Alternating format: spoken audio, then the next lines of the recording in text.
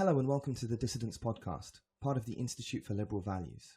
This is where we discuss how we can strive for a world in which freedom and reason are at the forefront of all human society.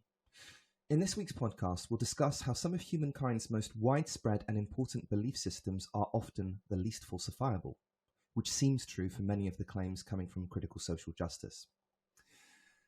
Though it might benefit some individuals psychologically or groups socially, unfalsifiability may lead people to continually make truth-defying decisions at the detriment of evidence-based practice.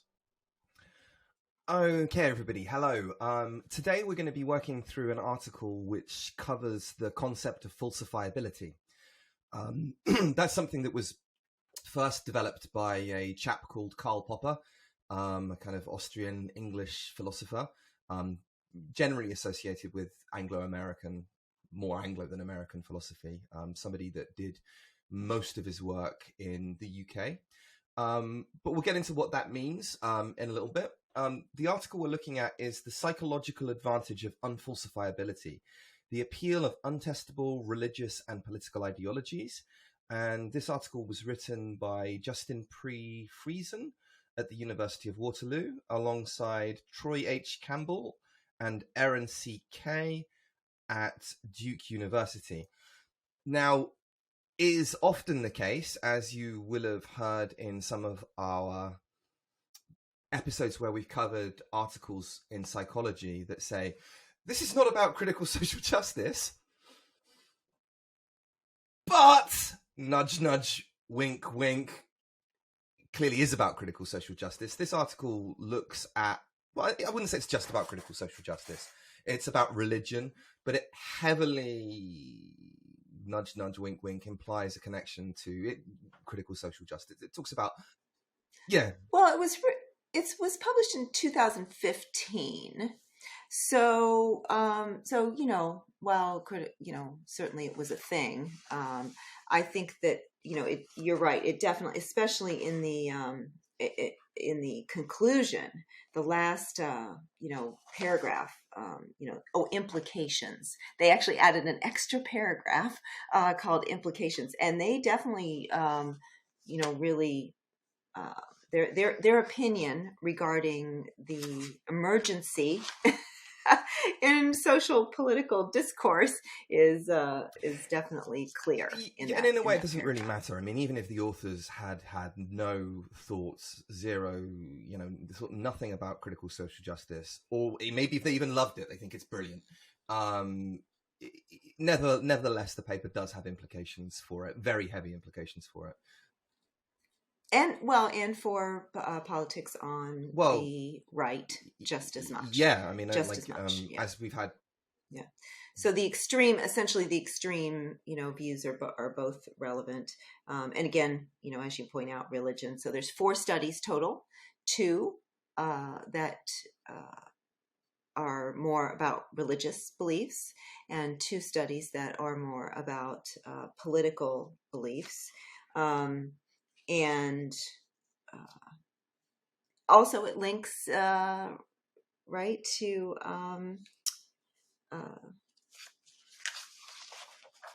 the feelings of awareness of death, the sort of long term, I guess making a, what am I trying to get? The other article that we did, help me out here. Terror management. I'm like, why can't I come up with this term? So I think it links, it's a good follow-up to that we recorded a few weeks ago. Yeah, I think that this is absolutely vital.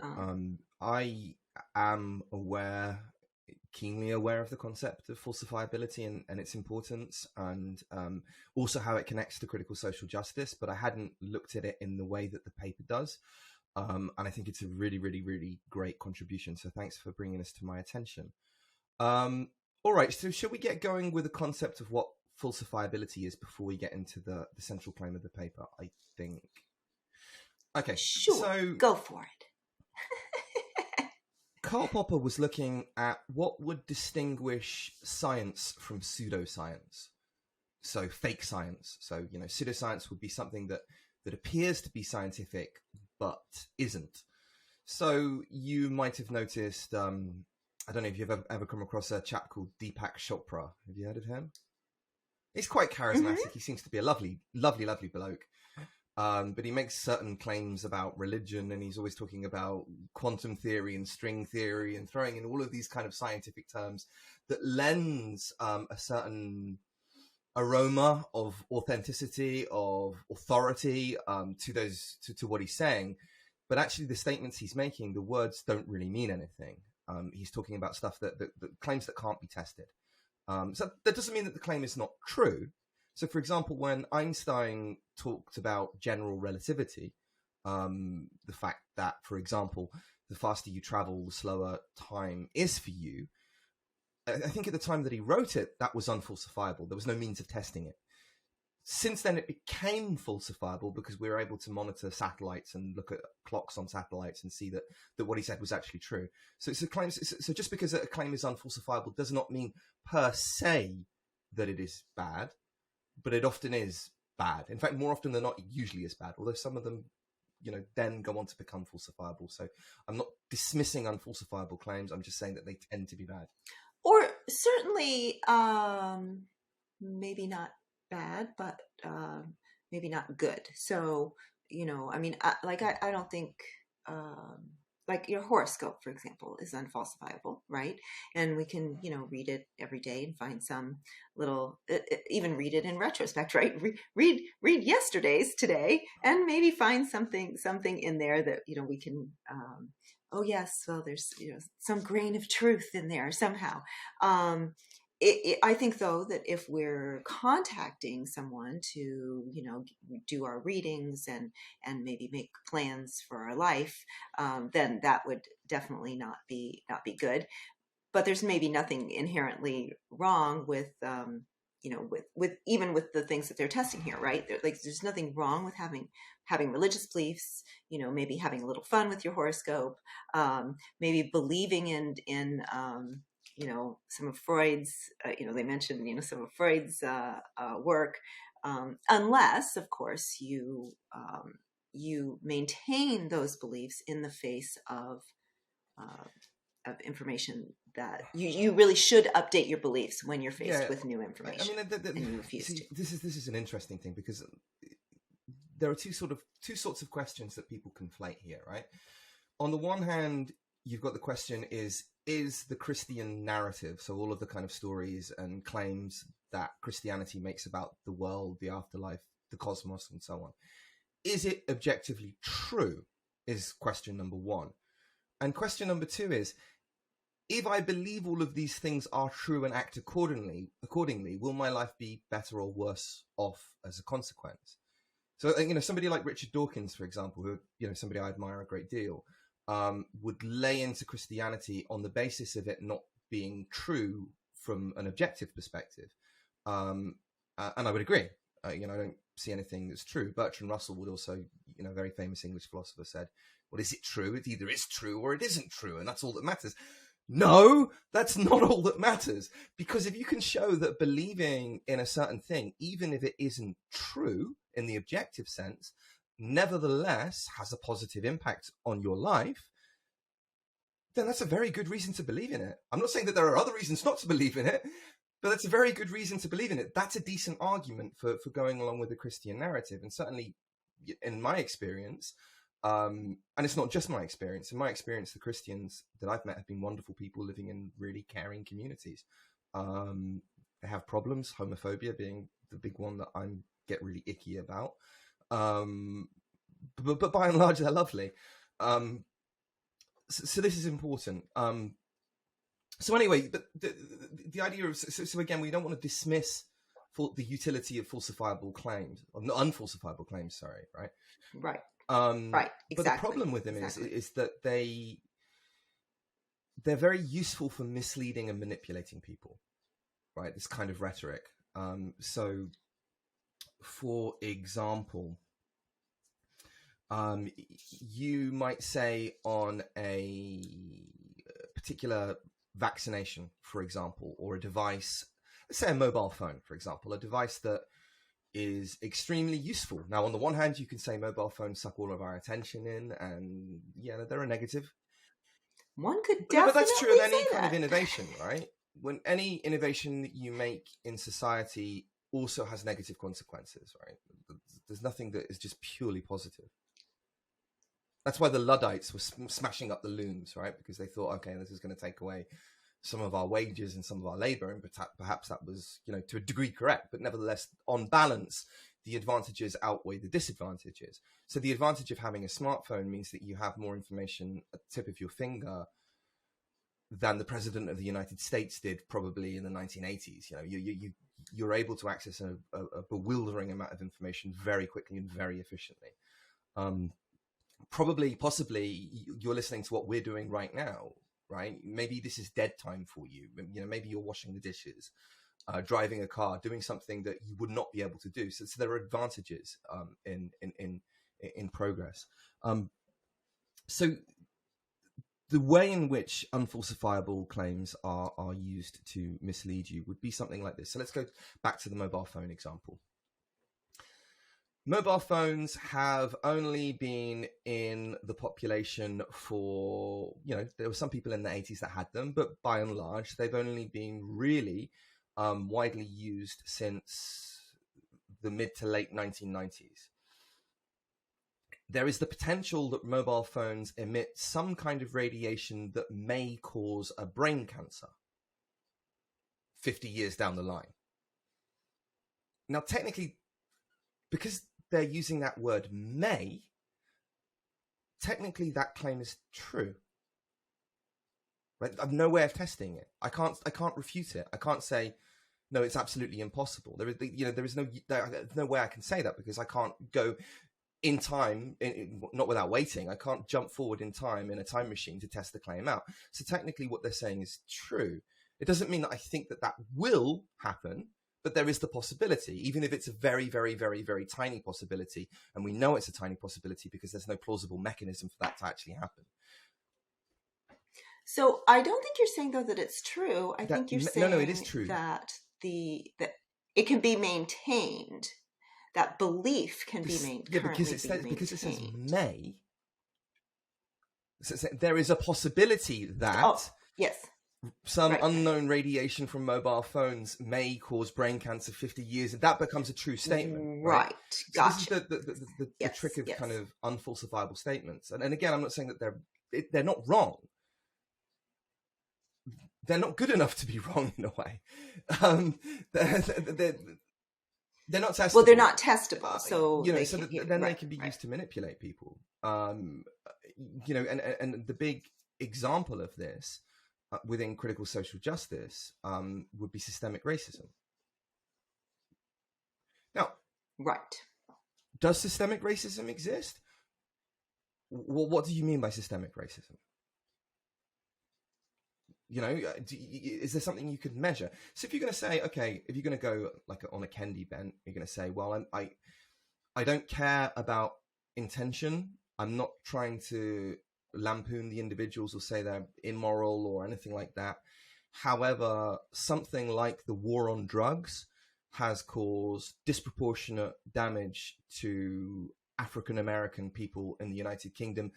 And that is systemic racism, the racism of the system, not of the people in the system. We're not trying to say that people are doing anything bad. We're not saying that they are racists. It's a mistake and it has caused negative impacts on Black people. Then I would say that, yeah, you can absolutely make the case. If that's your definition of systemic racism, then you can absolutely make the case that the war on drugs is an example of it.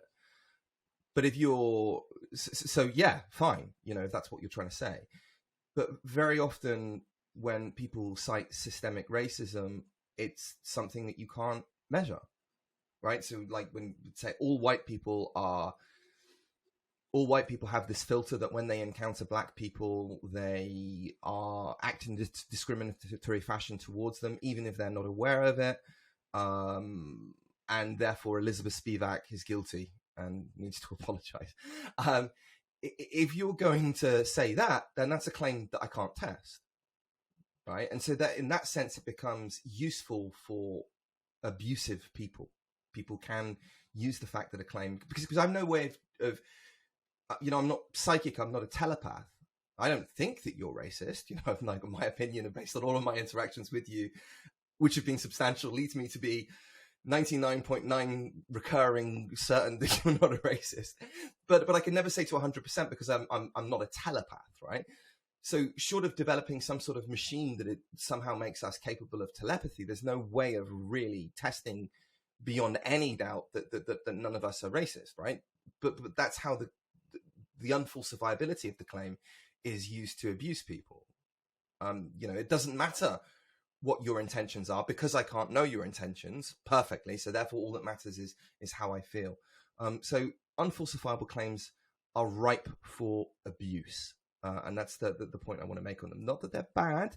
Again, Einstein's predictions of relativity were unfalsifiable at the time that he made them. They then went on to be testable. But when you start talking about individuals, when you start talking about individuals' morality, or potential products, health products, for example, then they can be ripe for abuse. People can say that this health product, let's say extract of Winky Wonky tree, it may cause you to look 10 years younger, if you have it for long enough, right? Again, it can, that unfalsifiable kind of claim can and is used to manipulate people. So they become dangerous in that regard. So they have the potential to become dangerous in an environment that is not benign. So, I think that one of the things in this article, they're really measuring people's use of unfalsifiability to protect themselves. And there's nothing inherently. I mean, this is what we do all day long. Basically, is we're all about ourselves and protecting ourselves, and there's again not necessarily a ton of harm in most of in religious beliefs and political ideology and that kind of thing. When we're sort of all by ourselves in a benign environment that isn't being used, like as you say that. These things aren't being used against us, but unfortunately we don't really live in a benign environment. And so it is easy to use these against people. Unfortunately. Most people will be using unfalsifiable claims all the time, probably in a way that they're not aware of. Right. And it will be either completely benign or maybe in the case of religion, actually really, really good for them, Yeah, I mean, well, in the case of, let's just take our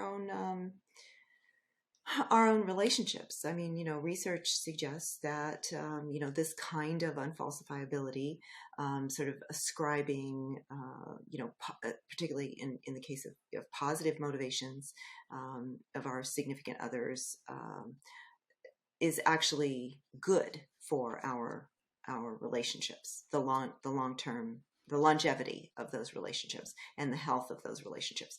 So there's no, there's nothing inherently wrong with, maintaining for your own mental health a certain level of unfalsifiable beliefs. I think that it could easily be argued that they're actually, pretty good for us moment to moment.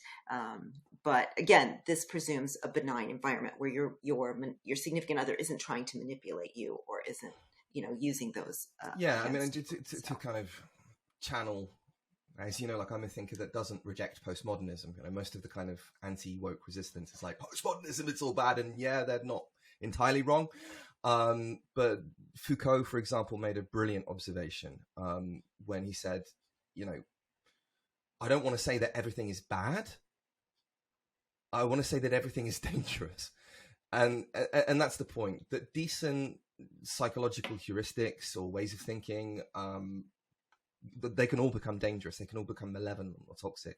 To put it another way, Paracelsus said, everything is toxic. What matters is the dose.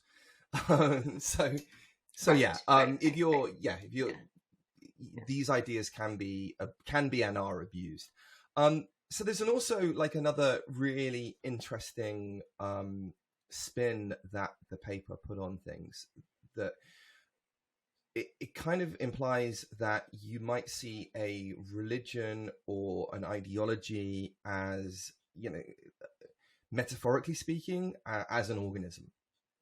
So from an evolutionary point of view, organisms have certain traits that are evolved, and those traits can be either adaptive or maladaptive. So, for example, the ancestors of the polar bear were probably, brown bears that went north into a snowy environment, tundra in the north part of the world. And what happened to them is then a random mutation happened, which is an error in the copying between mother to cub, that coded for white fur. That cub was then better able to ambush seals, or because of its white fur, because it was camouflaged into the snow, and therefore ate more, had more children, and passed that gene on. Of course, some of those children would have been brown bear, some of them would have been white bear, but eventually it continues to select for white fur because that is useful in that environment. So that some people misunderstand evolution. They think that when something is evolved, it selects for the environment. It's not that. It's random, but it's useful. And that's why it passes on. That's why those bears will have more children. And it's the same for humans and any other species. So what this paper does is it kind of alludes to that. And it says that unfalsifiability, so the tendency of an ideology or a religion to make unfalsifiable claims, might be adaptive for that ideology or religion. So it's not to say that it's adaptive for the individual who belongs to it, although it might be, or that it's adaptive to the society, although it might be or might not be. But in the interest, if we imagine that the religion or ideology is an organism that wants to survive, and it isn't, but when we imagine it and look at it that way, then the fact that the people who belong to it, who are articulating it, can make unfalsifiable claims on its behalf means that it can't be challenged and therefore will continue to spread throughout society. And I think that's a brilliant point. Well, yeah, and to the extent that groups become part of our identity, we all have a stake in whatever ideology surviving, and that the group, as when the group survives, we have a better chance of surviving, right? And so there, to that extent, we are all motivated and interested in the group not being threatened, into non-existence, I guess. Groups will try and preserve their. I mean, we spoke about this before, right? They'll try and preserve their own identity in the face of threats, perceived threats, or real or perceived, from other groups. All right, I think that's kind of something we should probably cover. We've kind of alluded to some of the implications that this paper has, but I think we should look at the evidence. Yeah. Now. Well, yeah. So let me just sort of introduce again. Based on what we just said, people basically want to view the world, their social group, as orderly, as legitimate. They want their group to have value, and that their future as having some sort of security. Some of these things I think are so relevant to our daily life right now, in which we sort of feel this low level threat. I mean, survey after survey, suggests that people. There's just one that came out in the Wall Street Journal, and I'm sure it's similar elsewhere, but this was U.S. citizens.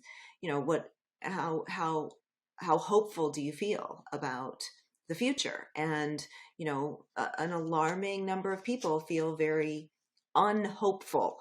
They feel that lots of signs are that society is getting worse, right?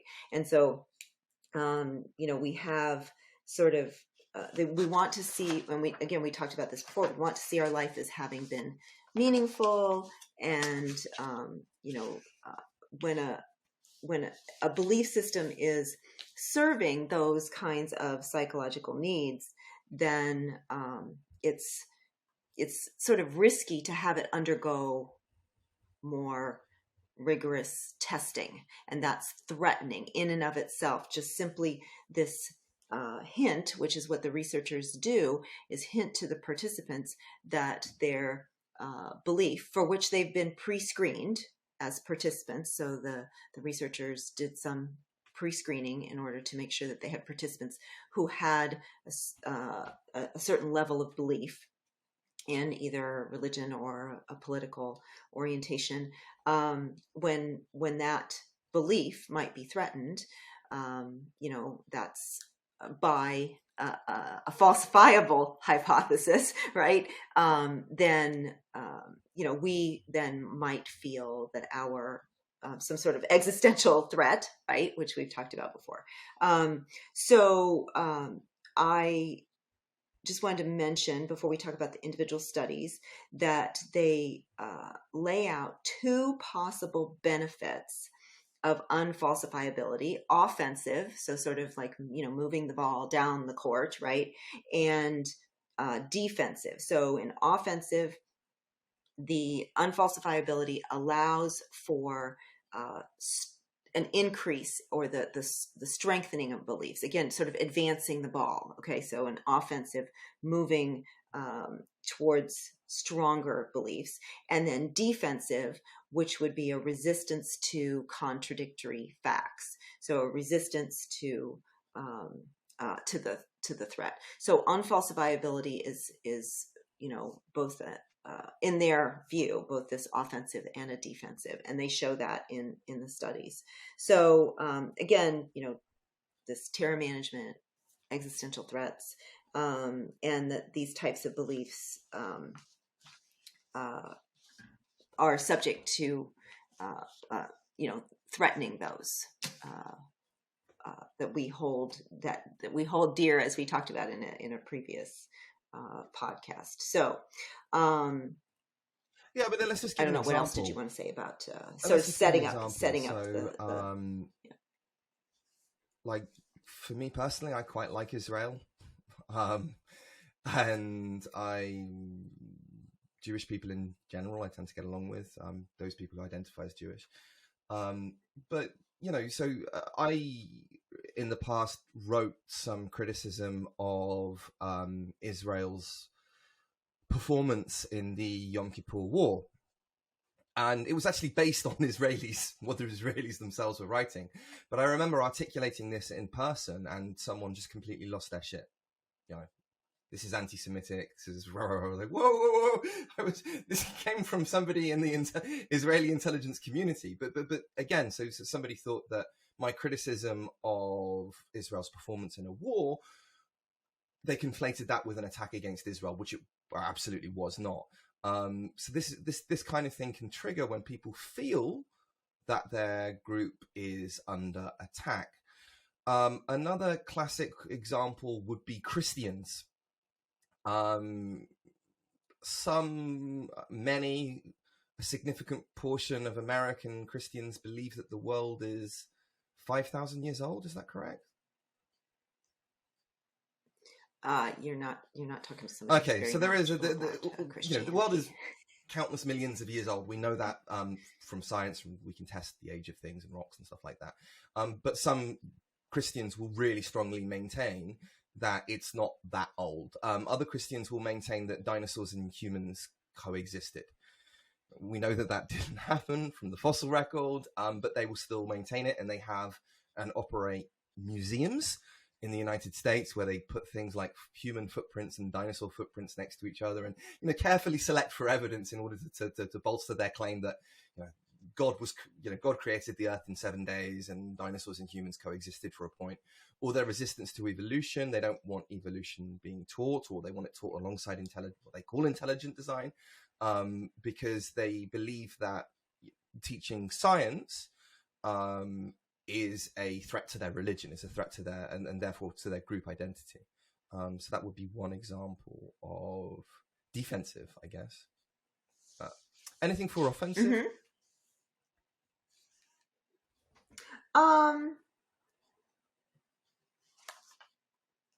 I mean, I think we could use some of what's happened to both of us. So, essentially that, so just sort of using it to advance, to take a few more yards, basically down the field, right? So, and I think we'll definitely see some examples of that as we go through the studies here, and we can make those analogies, I think, pretty easily. Anyway, what else do we? So, when facts can only, I guess. I guess you pretty much talked about how, essentially that unfalsifiability is sort of this idea that any facts can only be confirmatory, right? That there's really no the specific content of a worldview, any worldview really. You really can only find evidence for it. You can't find evidence against it. And let's just be 100% crystal clear on this, right? Ahead. So a scientific hypothesis has to be testable for it to be science, right? So if I said something like the sun rises in the east, that hypothesis essentially, let's assume you've lived in a dark cave your whole life and you've never been out. And I say there is a thing called the sun and it rises in the east, and I give a definition of what the sun is. So that person then has an abstract knowledge of that thing called the sun. That statement can be true or not true, right? It could be that the sun rises in the west. So then the person, upon leaving the cave, can test that statement by observing in the morning, does the sun come from the east and go west, or does it come from some other direction? So, that might seem obvious, but the statement, the sun rises in the east is a testable claim. If I make a statement that in the Andromeda galaxy, there are several Earth-like planets with intelligent species on them, that may be true, probably is true, but there's no way of me testing it. So again, these unfalsifiable claims, they can be benign, but they can also be misleading. So again, think about like a health product, extract of Winky Wonky tree will make you look like younger. That's testable, right? And that's why companies in America and the UK and so forth, they're not allowed to say that. They're not allowed to say, taking this product will make you look younger. Taking this product will cause you to lose weight. They can't say that because that's falsifiable. So what they do is they play with language. So they'll say something like, extract of Winky Wonky tree may help you lose weight. Right? And then a scientist would say, hold on, we've done 1 million studies that shows we've looked at Winky Wonky tree 1 million times. And then the person, the con man, if you like, can object and say, yes, but maybe in 10 years time, you might find some, which is technically true. So it's a way, it can be used as a rhetorical trick to manipulate you. And so basically it's very hard to sort of take away someone's unfalsifiable beliefs, which is one of the I don't know, it's sort of it's sort of part of the appeal, right? Just one quick thing. So, as Carl Sagan said, and I've quoted him before in The Demon Haunted World, once you give a charlatan power over your identity, you almost never get it back. I have a much nastier way of saying that. Well, I tend to say something like, you can't, you can't claim to be a virgin after having prostituted yourself. So that's another way of. Once you're a sellout, you can. Okay, so again, I mentioned they did 4 experiments. And so 2 focused on religion. The first 2 tested their offensive hypothesis, and the second 2 more of the defensive. And the first is an example of religion. So they actually they pre-screened participants to make sure that they completed just a 3-item, religiosity pre-measure, okay, about the strength of their religion.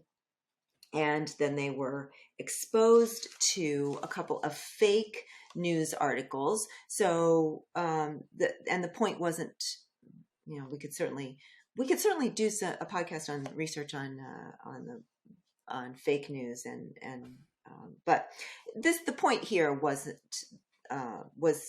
essentially, it was ostensibly about God, and it was just like maybe a little short 300-word newspaper article-ish kind of thing.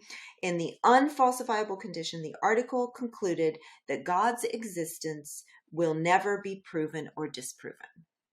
And in the falsifiable condition, the article concluded that God's existence could eventually be proven or disproven. Okay, so all they're doing is just suggesting to the participant that God's existence will or eventually be disproven, or maybe not in your lifetime, but that it can eventually be done, or in the unfalsifiable, that essentially the writer of the article was demonstrating that it could never be proven or disproven.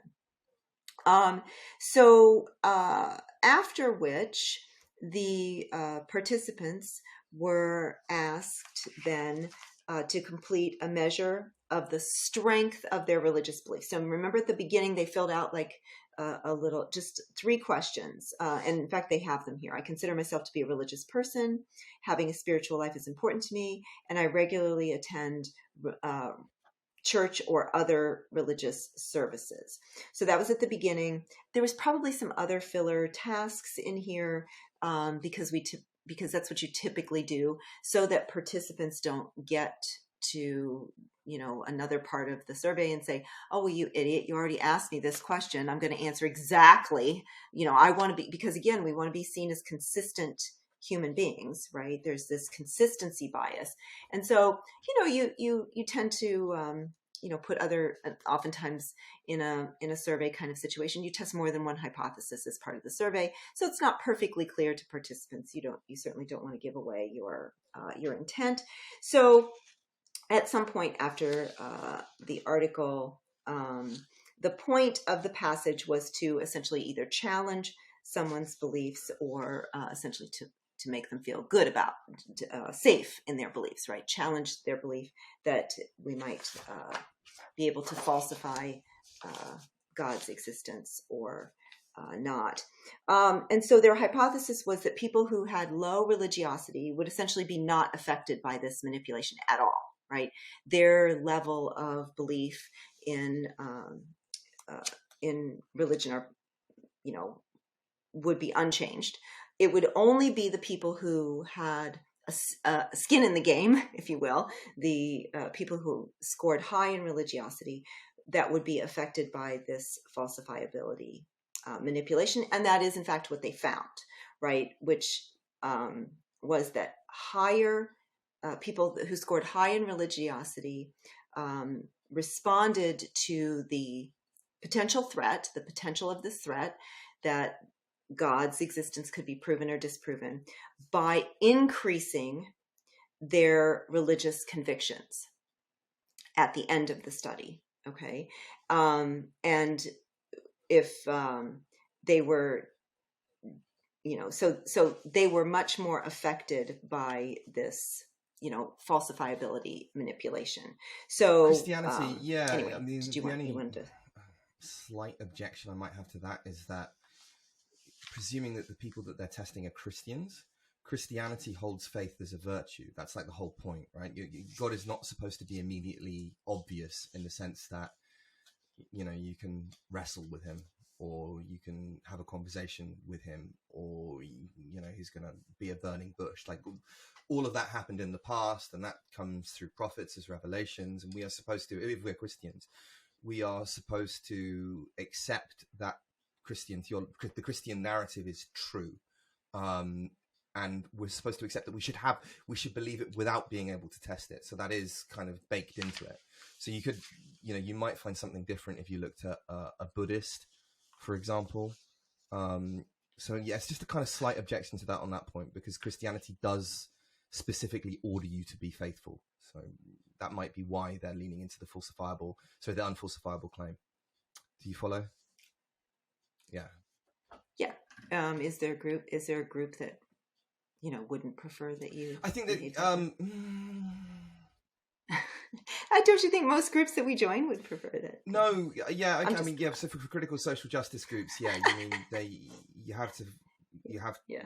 I don't want to say all of them, because again, I know that there are good people who are invested in critical social justice, but a lot of them are very, very toxic. Yeah, and you have to go along with the dogma.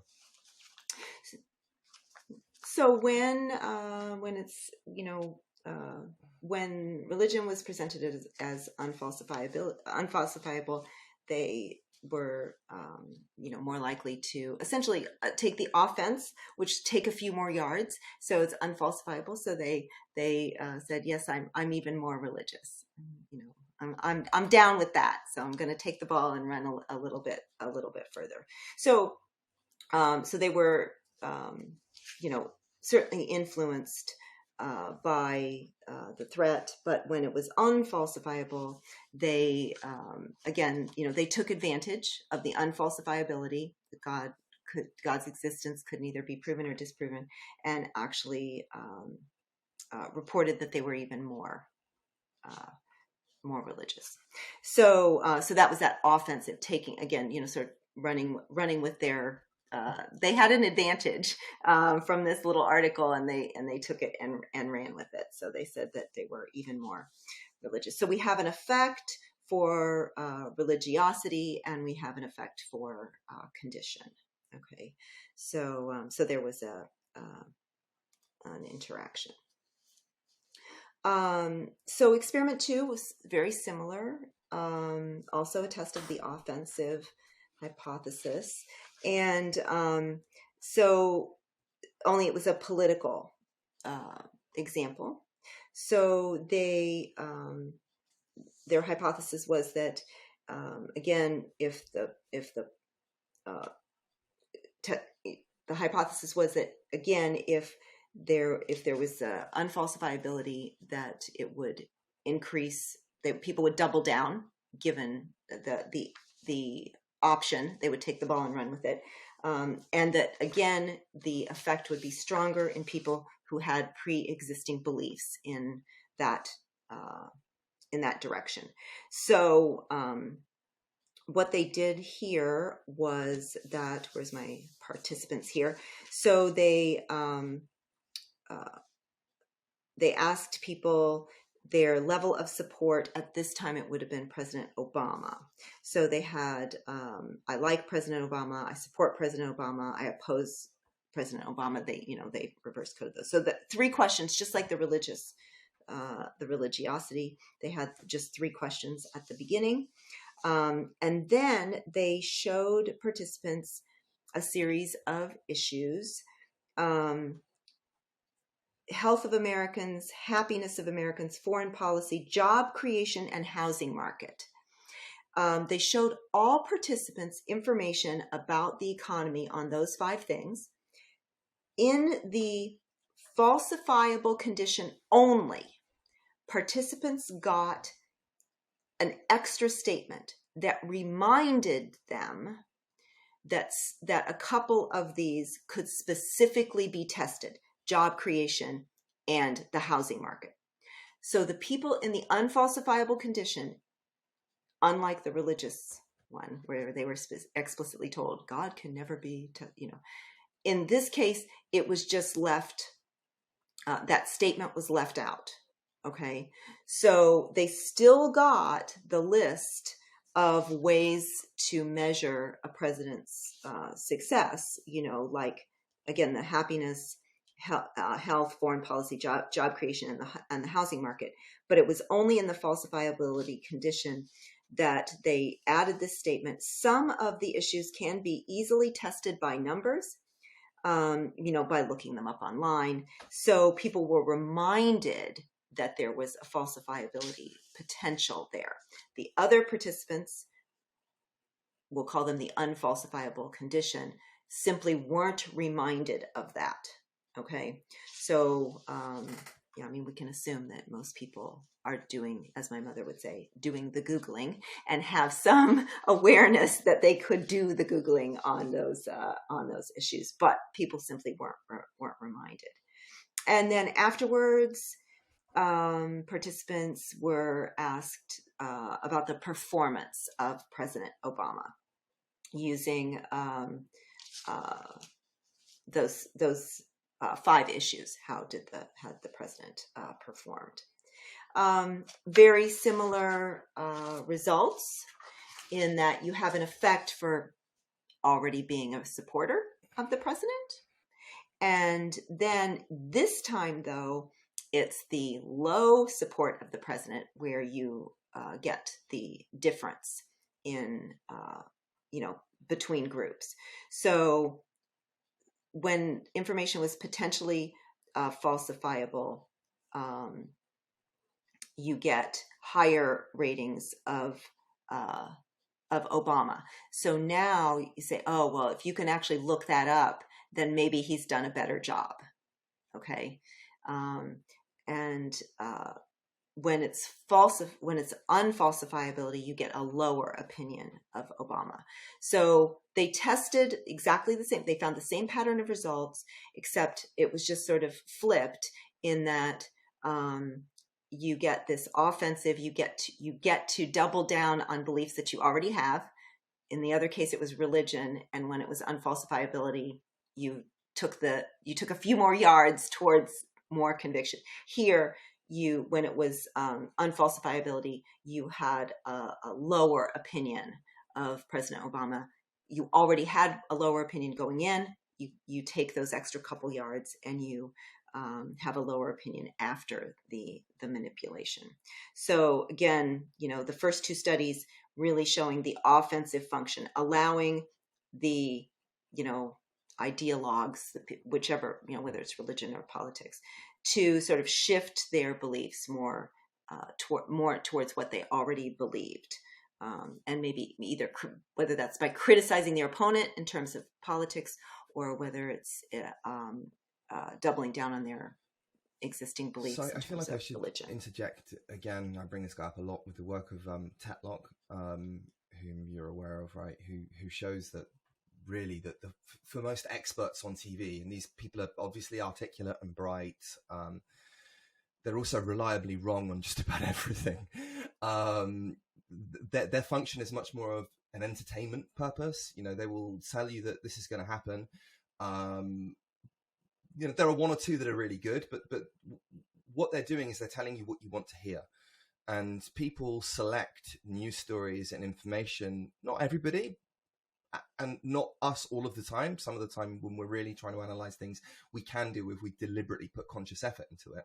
But for most of us, most of the time, when we select a news story, it's to confirm a bias that we already have. So again, and the way that you notice this is if you've just got a new mobile phone or a new car, you've already purchased it, right? So if you wanted to know whether or not your car was good, you would have looked for reviews about your car before you made the decision to buy it. If you're looking up reviews for your car after you've bought the car, then the function of that review is not to tell you whether or not your car is good. It's to confirm your conclusion that it is good, because that makes us feel good, right? It doesn't mean that your conclusion is wrong, by the way, but it just means that you're not really, the purpose of you reading that review after you've bought it is not to help you make an informed decision.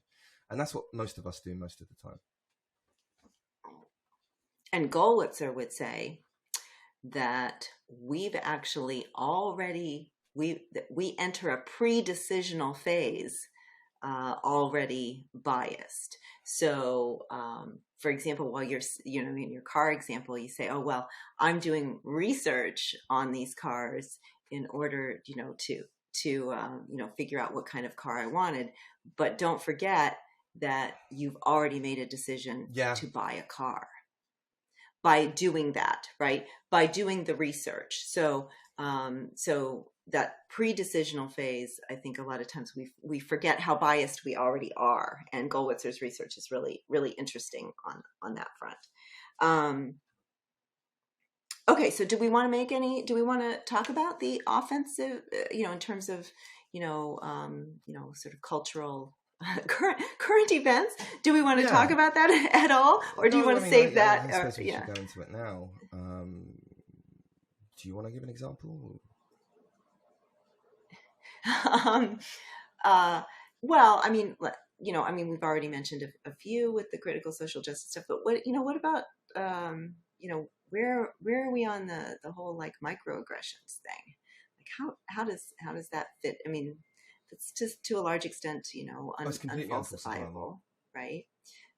And so I'm wondering, like, what I'm thinking about, just very recent events that have happened, I think, to both of us, where people have taken that offensive, they've taken the ball and run with it, right? They've advanced it when the unfalsifiability of it actually is to their advantage, that they've actually, advanced the ball and presented things like, for example, I think I mentioned, I was in a meeting a few weeks ago, and sort of this, the term not a good fit was used as an example of racist language in an evaluation of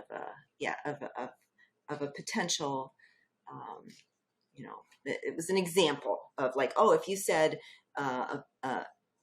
somebody was not a good fit for a job, that would be,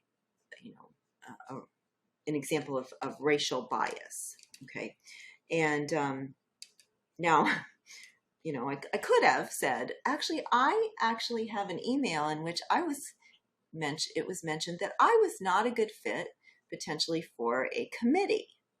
And so I could have brought that up, right? That, wait a minute, the same person used language against me that, saying that I might not be a good fit. I don't think that that's what people mean necessarily when they're evaluating someone and they say it's not right. They're giving this sort of like unfalsifiable, sort of, I don't know, it's just his feeling, it's, it just doesn't seem like a good fit. Right. And so that is an unfalsifiable, claim. It's just a belief that I have. It's a feeling or something like that. And so it can be used then to sort of double down on a belief that you already have. Yeah, I mean, from the microaggressions point of view, okay. You see, the thing is, like, you've always got to give the devil his due, right? Like, do microaggressions exist? Are there instances when somebody might be doing something unpleasant that the concept of microaggression could unveil? Yeah. If, for example, if there's I don't know, a black person at a party and I say, where are you from? Right? Now, where are you from is a totally benign expression that is often misidentified as racism, right? Where are you from? If you ask a black person that and they say Chicago or America or wherever, down the road, whatever, that's fine. But if you were to then double down, oh no, but where are you really from? Right? And then you're kind of implying, and again, that might not necessarily be racist, but you can see how that might be othering in certain circumstances, right? So I'm not saying that there's nothing to the concept of microaggressions. Did you see what I mean? Oh, right. Oh, yeah. And actually, like, Daryl Wing Su, who wrote the article on, the first article that really popularized the term microaggression, was quite clear in that article that the concept shouldn't be used in the way that it is now, which is the way that I'm going on to explain it, which is the tyranny of the subjective. So that's where I asked somebody, where are you from? And then they say, how dare you ask me that question? That's racist. That's a racist microaggression. You're like, what? I'm just interested in where you were from, because I generally am interested where people are from, you know? It's just a perfectly benign question. So in my case, let's say the classic microaggression I was accused of, I think I've told you this one, I've told it on the podcast, is a colleague who was not a native speaker of English, had a abridged version of a book, and I said, you know, why are you reading the abridged version? The original's much better, you know. And that person said, but my English is not good enough. And I said, well, what are you talking about? Your English is amazing. That was taken as a microaggression. And it wasn't. Her English is amazing. Yeah.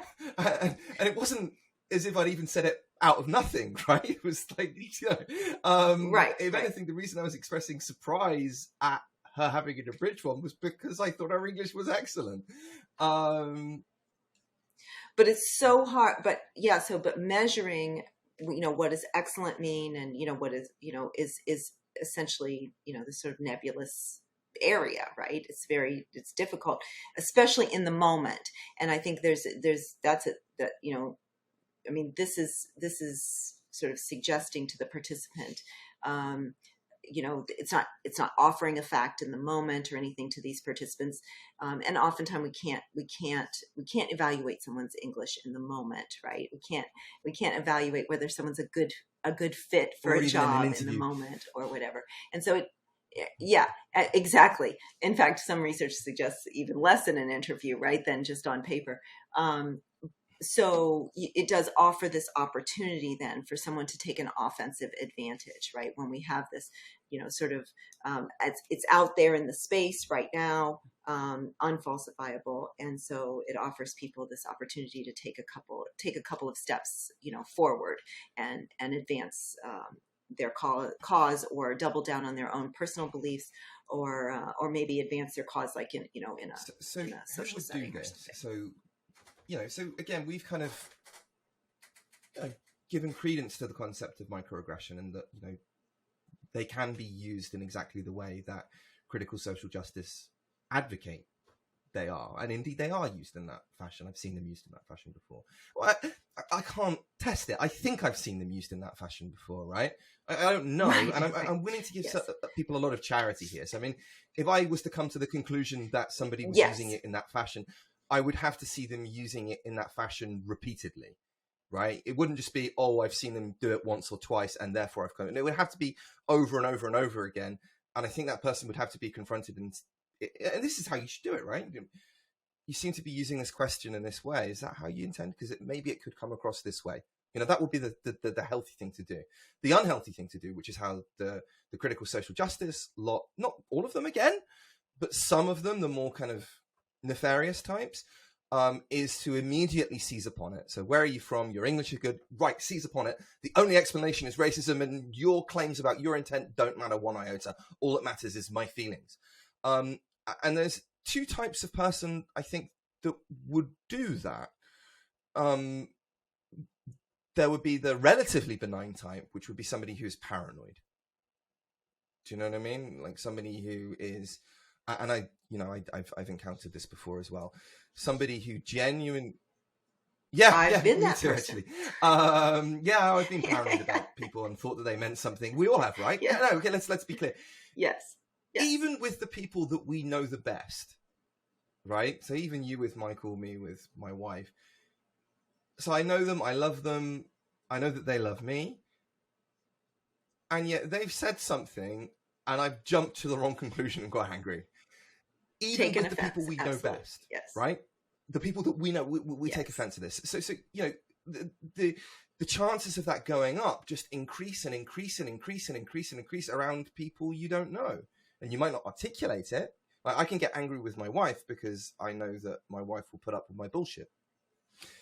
And vice versa. For a while. and vice versa, right? I hate to put it that way, but it's kind of true. But around people we don't know, we won't necessarily confront them, right? We form these conclusions, we take offense, we dislike people. I would argue that most of the people that we dislike for no good reason, because we've probably misinterpreted their behavior. You know, I think that's and they us. Yeah. So yeah, it's just this point that you know, there's nothing to the concept of microaggressions, but the problem is that they're really easy to abuse. And again, the two types of person, the first being someone who's paranoid, which could be somebody with a mental health issue, or it could just be somebody completely healthy, you know. And the second type, just because you're paranoid doesn't mean nobody's after you. In our case, they are after us. Yeah.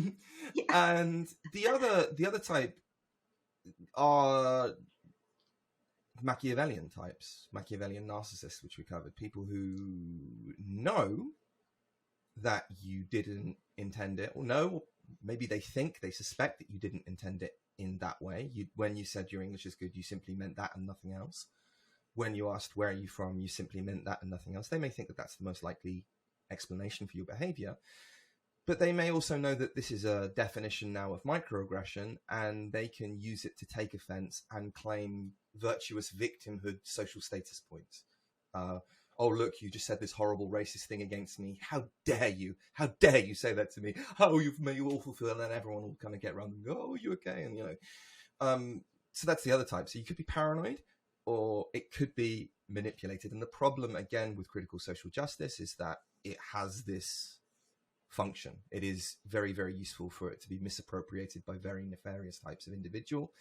And if you've spent any time in academia or in social media or in a newsroom or anything like that, you will have come across this, I think, quite a lot, unfortunately.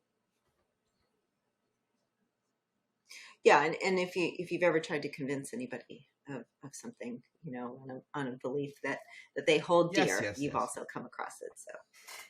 So, okay, so experiments 3 and 4 are more about the defensive, the resistance to contradicting evidence. So again, they did religion first. You know, oh, and actually they gave a car example here. So I'll just share it just because they gave the car example and we were just talking about cars. So, so an example, if someone is asked why they chose her car, there may be different reasons like gas mileage or safety ratings. Those would be falsifiable. Others would be sort of an unfalsifiability, might be things like, you know, the feeling of driving a car, and, you know, you bought a gas guzzler. Well, yeah, but you can't beat this feeling of driving fast, or feeling, you know, the wind in your hair, or whatever. So you can't really falsify this claim that, you know, that you can't beat that feeling. Okay. So, okay. So in this case, they hypothesized that when religious worldview was threatened, that they would that participants would increase their unfalsifiable reasons for their faith. Okay, so they wouldn't say something like, you know, well, archaeological evidence supports what the Bible says. They would tend to say something like, well, I want to go to heaven, or I like, you know, I want to feel God's presence, or something like that. So they would tend to use unfalsifiable beliefs in order to support their worldview when it's under threat. So they selected people, pre-screened them for people who had at least moderate religious beliefs. So they had to answer at least slightly religious or above in order to be eligible for the study. And they were randomly assigned to read a religious threat passage or a no religious threat passage. Now, is this Higgs boson? I did not get to look this up. Yeah, is this? Do you know? Is this a real thing? Do you know about this? I don't have depth of knowledge in it. It's the so-called God particle. It's kind of a. It's what they were looking for with the Large Hadron Collider. I have Yeah, heard of that's the the God God particle. It's particle. like So, a okay. mysterious particle. Okay. You know, I'm not a physicist. A mysterious particle that I don't know if they've actually Yeah. detected it yet, but is theorized to exist and needed. I think they may have detected it. I'm not quite sure. I have to look it up. But it's this particle that is needed to exist in order for the contemporary prevailing view on physics to be true that hadn't been observed yet. It may have been, but it wasn't observed at the time. I'm not sure that it has been yet or not. To put it another way, Okay. So dark matter, do you know what dark matter is, right? So dark matter has not been directly observed. So we've got this model of physics, but in order for it to be correct and gravity doing all the things it does, there must be some kind of unseen matter, the matter that we can't see. That's dark matter. So that's what they're getting at, I think. So these kind of things that we need to be true for our hypothesis to be true, but they're missing. So how about the missing link? Right. The missing link. You know, the missing link, right? In evolution. Yeah. So, for example, I think this is like a classic Richard Dawkins. I'm going to channel my inner Richard Dawkins. So one of the criticisms that is given against evolutionary theory, so the understanding that we have of how things have evolved, by Christians who think that life was created by a supernatural God, is that there are gaps in the fossil chain, right? So we can see how organism 1 becomes organism B. We can see these slow changes. But often with many organisms, there are quite significant gaps. And it's like, well, what happened there?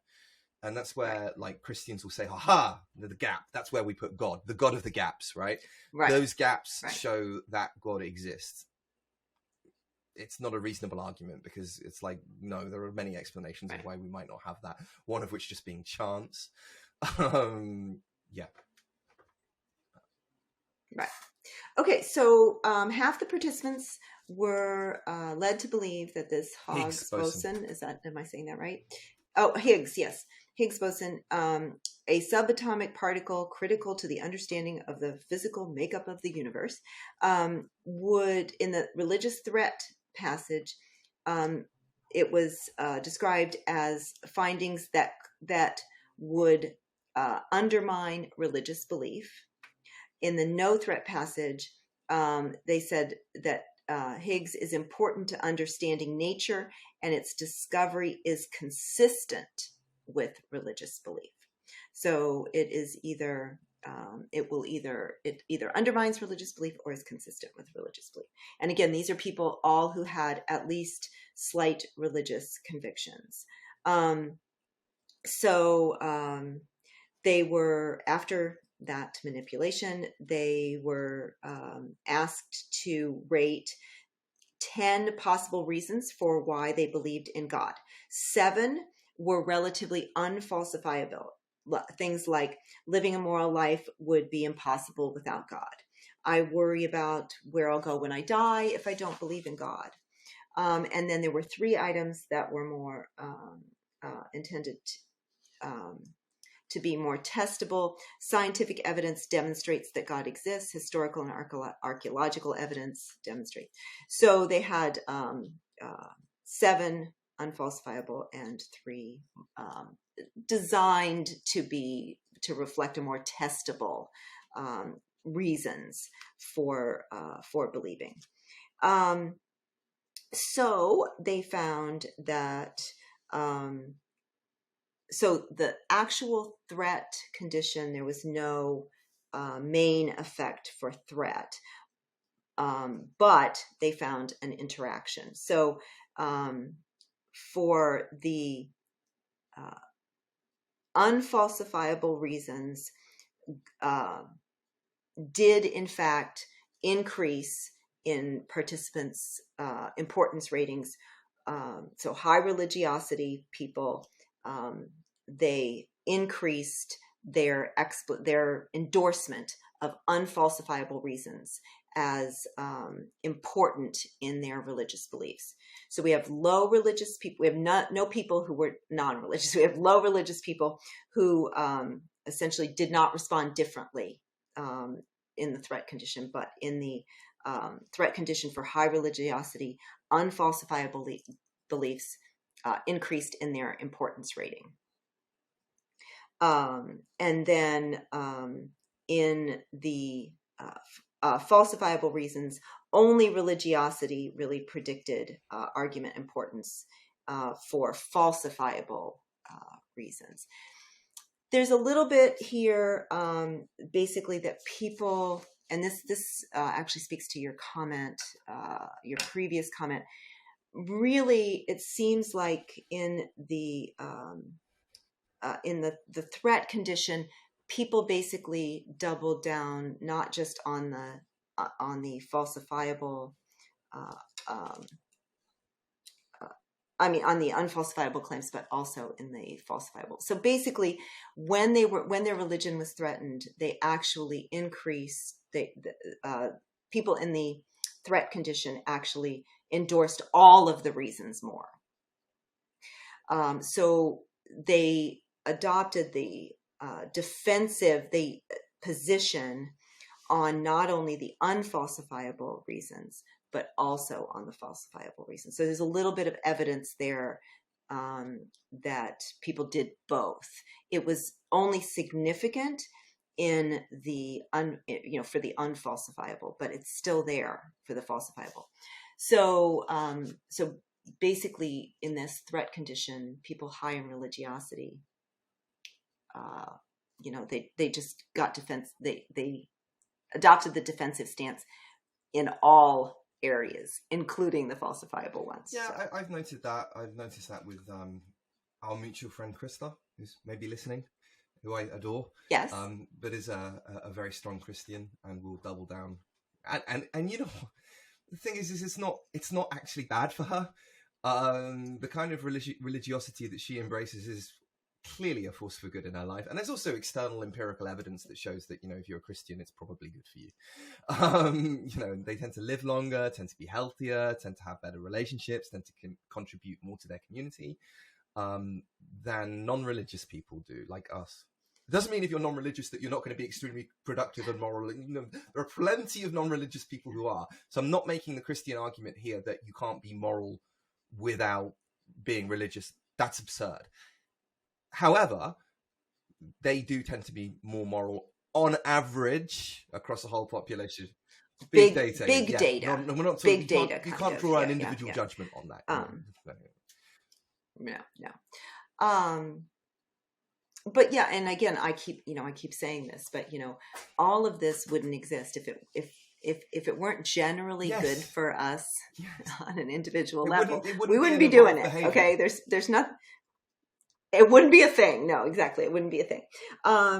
So anyway, they found evidence of the defensive. So we're going to, the unfalsifiable claims were actually, sort of an armor that we can put on. You can't get me because you can't prove these aren't true. So it's a evidence of the defensive.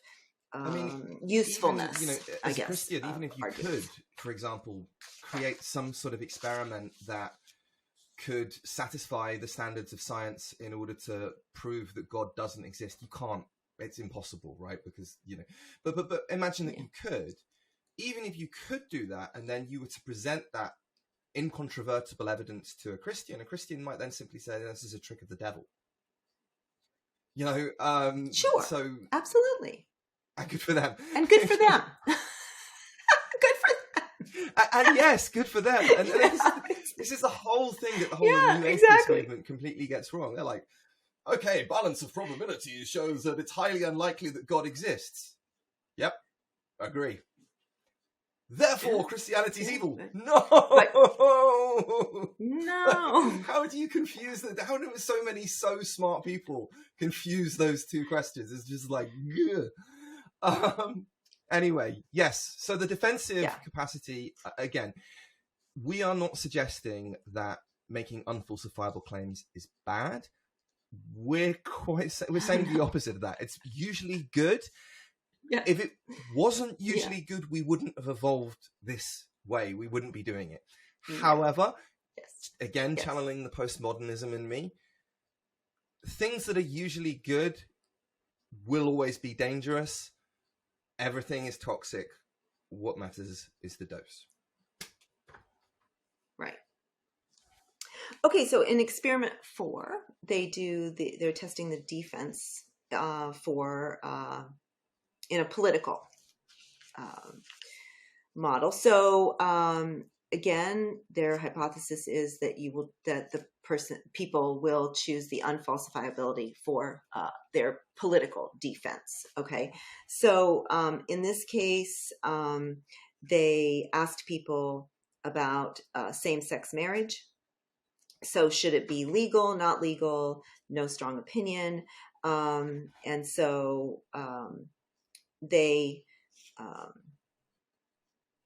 didn't care about the people who had no strong opinion. So they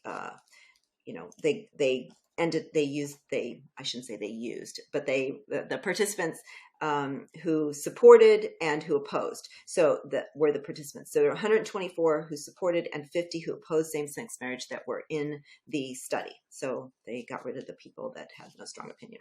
They went into another room and did some other study. I don't know what they did. So participants then read a passage about, in this case, the outcomes of children raised by same-sex parents and by opposite-sex parents. So participants read either that essentially the outcomes for children were the same, whether it was same-sex parents or opposite-sex parents. So that would be somewhat threatening to those who were opposed, right? So people who are opposed to same-sex marriage, when faced with evidence that there's no difference in child outcomes from same-sex parents, that would be threatening to them. And then some participants read that same-sex parents, children of same-sex parents, had worse outcomes. So that would be threatening to the proponents, right? The people who support same-sex marriage. Then they offered people an opportunity to, at the end, after they were subject to the manipulation, participants rated whether the issue of same-sex marriage was unfalsifiable, so a matter of opinion, or whether it is a matter of fact. So basically, whether same-sex marriage should be legal is a matter of fact or a matter of opinion. And whether same-sex couples raise children as well as a man-woman couple is a matter of fact or a matter of opinion. How can anybody suggest that same-sex marriage being good is a fact or an opinion? It's clearly an opinion. I agree with it. Well, I agree that, but it's an opinion. Yeah. Good. Yeah. Well, I'm actually a little bit surprised that in 2015 they only found 50 people, that they were able to find 50 college students, basically, who opposed. Oh no, you know what? This is not college students. This is on Amazon Turk. That's how they found 50. Right. That's how they did it. I was like, wait a minute. Yeah. Okay. So they were able to find 50 people who oppose same-sex marriage on Amazon Turk. So this is a more general. I know two people. Population. I know two people in my life who would oppose same-sex marriage. Two. Even my Christian friends. Two.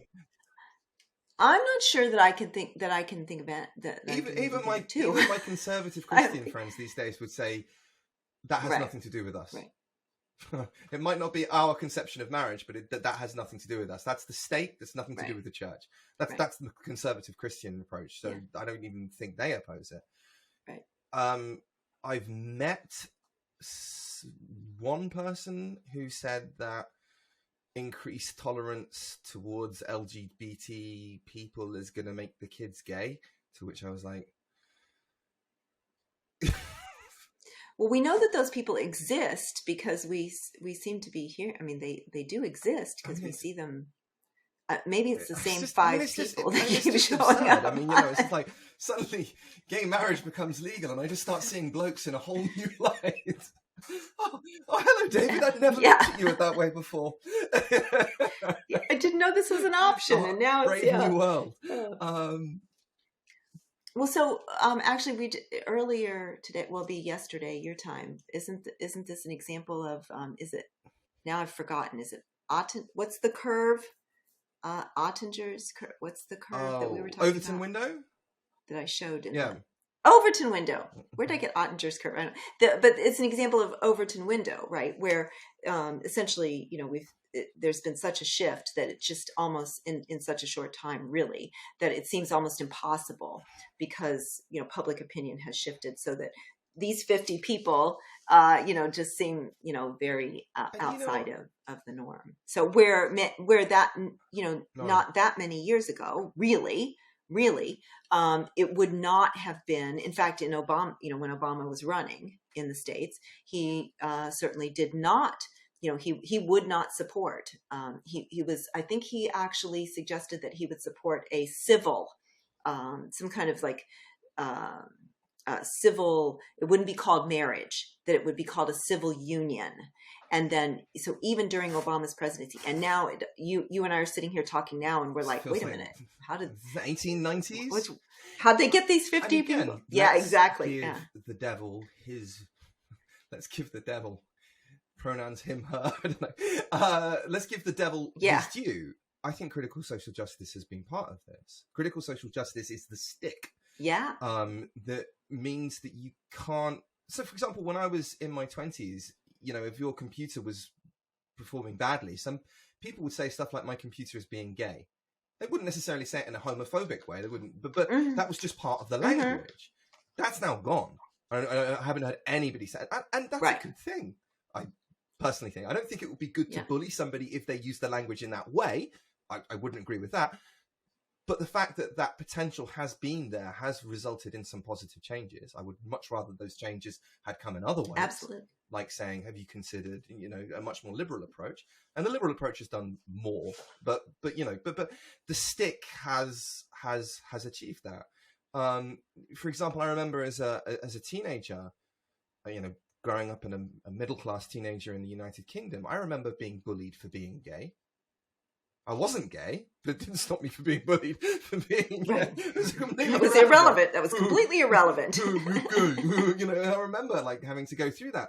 I don't think that kids would be bullied for being. I would hope not. Certainly not within middle class UK community. I don't think, at the very least, the prevalence of homophobic bullying would have decreased dramatically from when it was when I was a kid in the 1990s. And these are positive kind of things that have come as a consequence of critical social justice. Yeah. Okay. So they specifically predicted that proponents of same-sex marriage would report the issue as more unfalsifiable when they read that children raised by same-sex parents had worse outcomes. So in the threat condition, proponents of same-sex marriage would rely on unfalsifiability. Okay, they would say it's still a matter of opinion, you know, and then opponents of same-sex marriage would report the issue as more unfalsifiable when they had read that children raised by same-sex parents had the same outcomes. So under that threat condition, they would use unfalsifiability as an armor, as a protection or defense. And that is exactly what they found. So when we have same-sex parenting produces the same outcomes, we have the opponents relying on unfalsifiable arguments. They're saying, oh, it's still a matter of opinion, right? And the opposite in the when same-sex parents produce worse outcomes, it's the proponents that are using unfalsifiability. And so, and for both questions, so the legality and for the question about parenting, exactly the same pattern in the data. So, so in the threat condition, legality and parenting was more of a matter of opinion in the threat condition. So, so the authors, at first they give us a little discussion, that of course the rational response would be, in the face of actual factual evidence, would be to revise our beliefs, but instead we often use either as a, we use it as a defense. We use these unfalsifiable. I sort of highlighted this, put another way, unfalsifiable belief systems may allow differences in belief strength to be expressed more strongly, whether in religious zeal, political, in the political realm, or defensive retrenchment in one's position. And I think that we see that this defensive retrenchment even more. Maybe I don't know if I should say more than the offensive, because I see both. I see both. Yeah, I mean, to give you an example of the defensive, this was a story that was recounted to me. A friend of a friend made an observation to a family relative that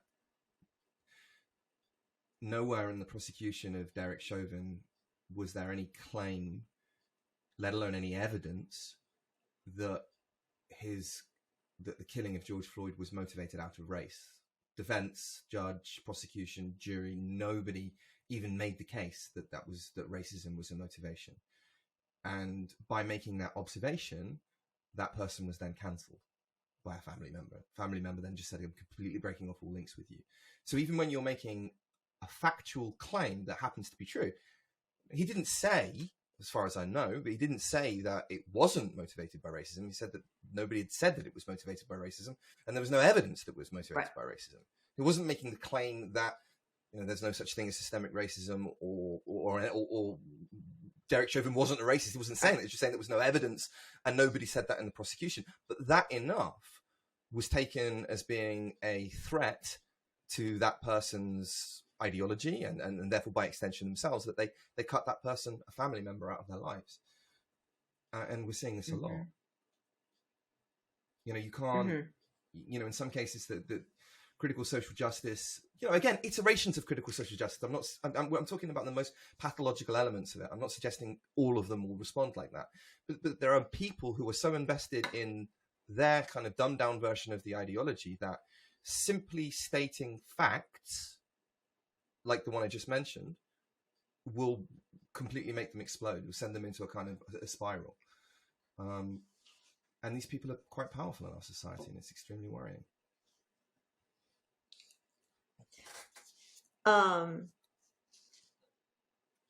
So the unfalsifiable tenets of a worldview are the ones most often used offensively to criticize others, and defensively are the least susceptible to disconfirmation.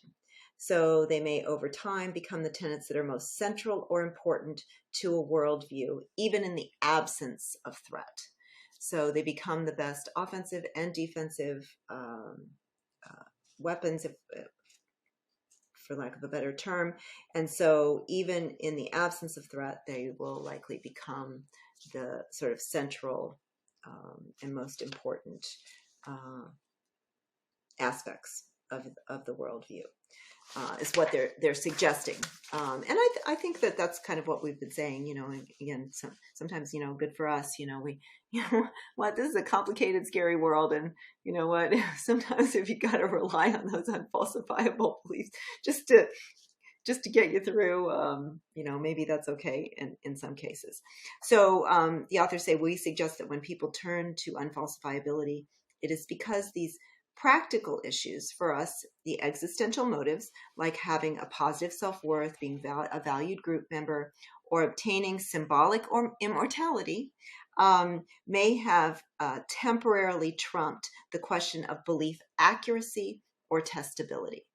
So let me just read that again. We suggest that when people turn to unfalsifiability, it is likely because these practical issues, existential motives like having positive self-worth, being a valued group member, or obtaining symbolic immortality have temporarily trumped questions of belief accuracy or testability. Temporarily? Let's hope so. Well, the thing is, in psychology, we there are times when we absolutely have an accuracy motive. So we won't go there right now, but there certainly is evidence, plenty of evidence, that we also want to be accurate and accurate about ourselves also sometimes. So there's yes, we also have this bias towards positive self-views and positive group views and that kind of thing, but we also have an accuracy motive. And so I think that's what they're saying here is that what motive is primary right now. And again, this is why they had to get essentially get rid of some participants in their study, because there's no point in studying people who don't already have strong viewpoints, because they we don't know because those people weren't in the study, but the suggestion was that they would be more motivated by accuracy. If they didn't have strong viewpoints going in, they would have more of an accuracy motive. And so they would not be affected by the manipulation in the same way.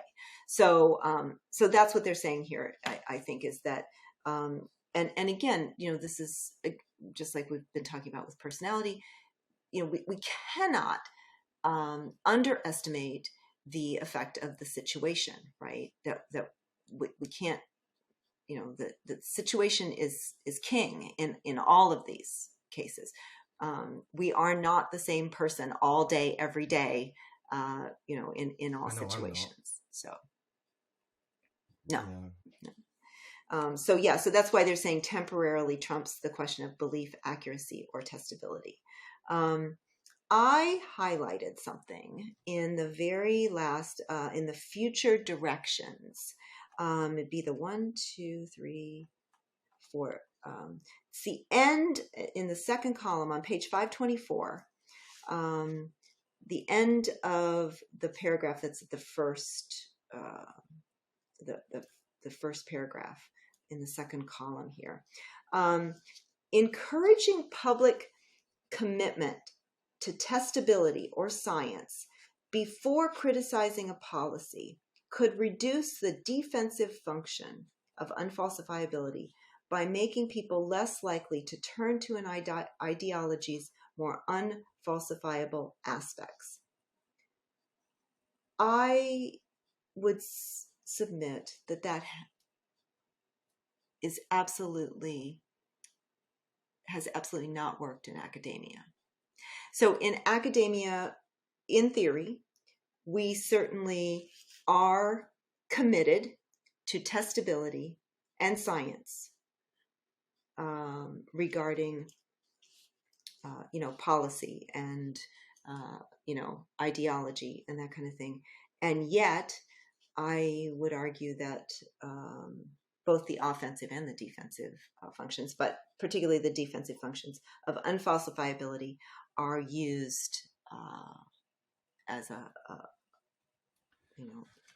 unfortunately, as an armor. Again, post-colonial theory, most of them would claim that science, and this is where they get nasty, and this is where they get really, really unfalsifiable. This is defensive and I guess offensive as well if you try and contradict the claim. They would argue that science was designed by white people in order to maintain their advantage over other people. It's one way of knowing. There's nothing inherently bad about it versus any other way of knowing, but it's achieved power, and that power benefits white people. And so science needs to be deconstructed to kind of put it down alongside other epistemologies, other ways of knowing. Then it's kind of put back in its place. And they call this decolonizing the curriculum, right? And this is underway at, this is more of a UK thing than a US thing. But it's very similar to what's going on in the US. It's just the post-colonial theory is more of a UK thing because of empire. And yeah, it's going on. It's just rampant, even with a conservative government in charge. It's going right through the curriculum, and it's completely unfalsifiable. You know, it rejects the very notion of falsifiability itself. You know, falsifiability then becomes, because falsifiability is a core component of science, right? And you start to say, well, actually, falsifiability is being used to protect science, and therefore is being used to protect whiteness, and therefore is oppressing black people or Indian people at the zero-sum game of white people. You know, it doesn't matter that, you know, evidence says that actually the group of people who perform least well academically in the UK is working class white males. So that's pretty crystal clear. They just ignore that. And they would say, yeah, well, this is kind of another example of a study that is being used in order to protect white people, because we all know. And how do we know that it's white people that are at advantage?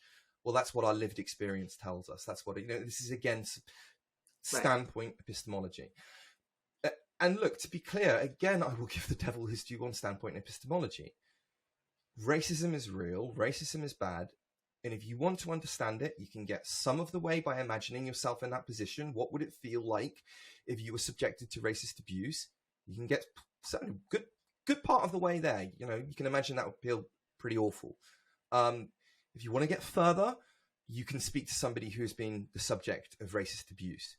But if you really, really, you know, but the person who really, really, really understands the best how racist abuse feels is somebody who has been on the receiving end of a lot of it. And that person will have a better understanding than the person who's trying to find out about it. So, you know, there is a justification on some level for standpoint epistemology. I'm not saying that shouldn't be a tool in our toolkit. But what standpoint epistemology also enables is malevolent types to come in and pretend that they've been victims to something they've not been victims for. Well, and it's also not a substitute for no, it's scientific inquiry, and so it can be completely true and still not be a substitute for scientific inquiry. So I don't know. I mean, I appreciate that they included that, and that they, you know, that they're including, you know, sort of like, oh, here's what you can do, like, you know, here's some good news, right? I just, when I read that, it just really. It really struck me, you know. So they have 3, you know, sort of suggestions for intervention-based research, and so they're just sort of suggesting that we, you know, that be tested, and you know, it's a version. Again, there, you know, there is plenty of research out there that you certainly can motivate people to be more accuracy based, you know, motivated, and so you know. It might work in the lab. It might or might not work, you know, in daily life. I thought their implications. I just said it strikes me something I would have said in 2015. Right, exactly. And now it's 2023. It's like maybe not. So, and then the implications. I mean, they're a little, you know, while they close the future directions with this, you know, oh, you know, here's some. You know, here's what we should do in order to test some other things, and the implications. It's like doomsday again, right? You know, experiment forum in particular might resonate with anyone who has watched cable news and has seen a pundit tell a scientist that the data is just a scientist's opinion, and immediately turned the conversation to objective. I'm sorry, I lost my place here. Immediately turned to the conversation to objective metrics, into a conversation of beliefs. It seems as if people are motivated not only to deny isolated scientific findings, but to reduce the role of scientific inquiry in answering important social questions, as doing so shields one's own beliefs in an armor of unfalsifiability. And I think we've only seen this. I mean, this was 2015. We've only seen that. And also in things not related to critical social justice too. Like, you know, for example, I think that it's reasonably clear now that the most likely explanation by far for the emergence of COVID-19 in Wuhan, the only city in China that has a research laboratory dedicated to studying bat coronaviruses, and the nearest relative to COVID-19 being in Yunnan, which is very, very far away. I think it's now reasonable to suggest that the lab leak hypothesis is the most plausible explanation for COVID. So you're not going with that raccoon dog or dog raccoon No, theory? that's propaganda. And I tell you why it's propaganda. It's obviously... I know. I'm just kidding. They'll say, okay, well, we found it in this species at this time. Yes, but we found it in other species in humans before then. We already knew it was circulating in the public among humans before then. So it's just like, this doesn't say anything. It's complete nonsense. Well, and they're not even they backtracked and they said, oh, well, this isn't actually a scientific paper, and we're not actually going to submit it to a journal. Just propaganda. Okay, but Chinese Communist Party. Yeah, propaganda. Exactly. No. So I'm not saying that that's definitely what happened. I'm saying I'm 99% sure that that's what happened. Show me contradictory evidence and I'll look at it, because I think I'm a reasonable human being most of the time. Certainly more so than most advocates for the extreme forms of critical social justice. And I would say you're motivated to believe that you're a reasonable human being and that it's an unfalsifiable claim that you're and I would say that me being motivated to be a more reasonable human being makes me a more reasonable human being. But anyway, so we know, I think it's reasonably clear that is the most likely explanation for COVID-19. And yet, and here's where, the people who are saying science is used as a tool of oppression have a point. Scientific authorities like Anthony Fauci and people like that deliberately intervened to suppress that opinion. The scientific method is perfectly clear.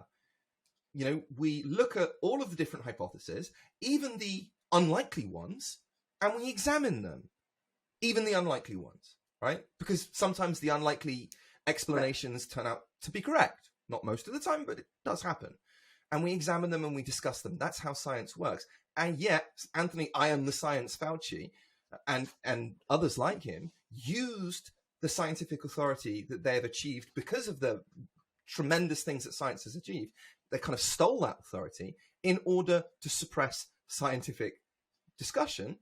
And so, there were points in the past where if you said, I think it's probably a lab leak, you were called a racist conspiracy theorist. I mean, I was. Yeah, and I do think that the use of the demonstrably true historical fact, which is this is how most viruses evolve, and how most have spread, and that kind of thing, was used to sort of mask a defensive. In a defensive way. It was used in an offensive way and a defensive way. It's used to get out ahead of the question, and then used, as in a defensive way. So again, this sort of existential kind of thing. To the extent that scientific inquiry is the best method to test a hypothesis and falsify beliefs, people who have salient psychological needs, which is basically everyone, all day, every day, other than the needs for accuracy, may progressively distance their beliefs from science and the corresponding social discourse. Scientists must be aware of these tendencies and see that even flawless and clearly communicated science may not convince people, because people often do have a powerful trump card hidden in their sleeve: unfalsifiability. So I would like to, I'm going to say two things. I'm going to say how critical social justice advocates, and again, I'm not saying all of them, but how some critical social justice advocates can use unfalsifiability in a defensive and an offensive way. And then I'm going to explain how people in the critical social justice resistance movement do the same thing, right? So critical social justice advocates on something like systemic racism, if you want to try and make it falsifiable, like I did at the beginning of the podcast, I said, okay, let's take away intent. We're not saying this is a moral thing. but we're saying that something like the war on drugs has caused really bad effects disproportionately in African American communities, you can test that. You can go out and say it's either true or it's not true. The research has been done. It's true. Now, that doesn't mean that the war on drugs is necessarily not justified. There might be other things, other positives. I'm not going to get into that because I don't know. I haven't done the research.